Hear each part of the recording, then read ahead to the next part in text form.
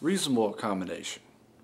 The American with Disabilities Act of 1990, Chapter 3 in the text, prohibits discrimination of individuals with disabilities within an employment setting.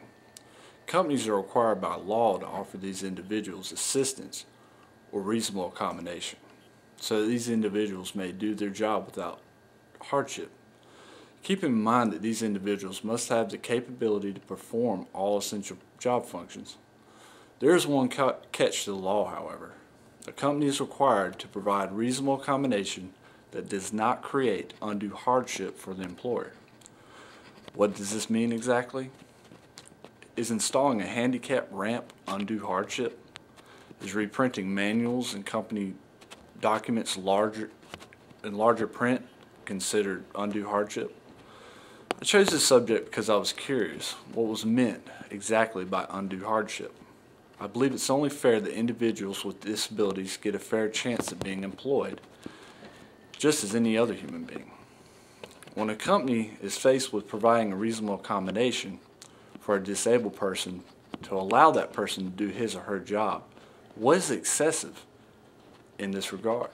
The 2008 Americans with Disabilities Amendment Act has redefined the term disability to include a longer list of conditions that are considered disabling.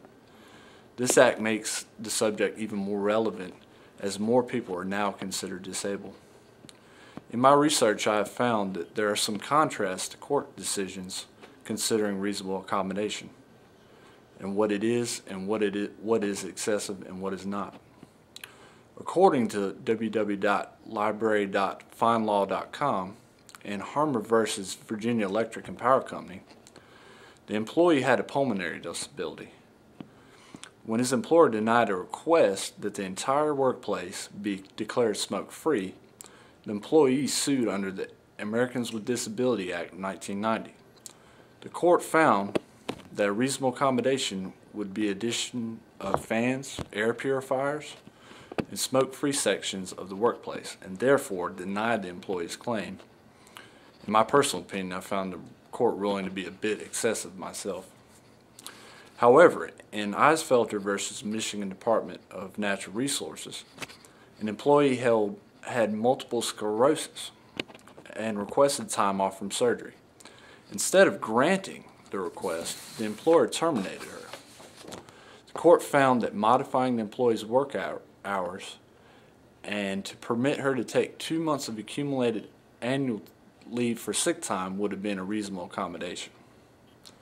I agree. In conclusion, it is important for employers to understand what reasonable accommodation is and to always look for alternative ways to make employment relationships work.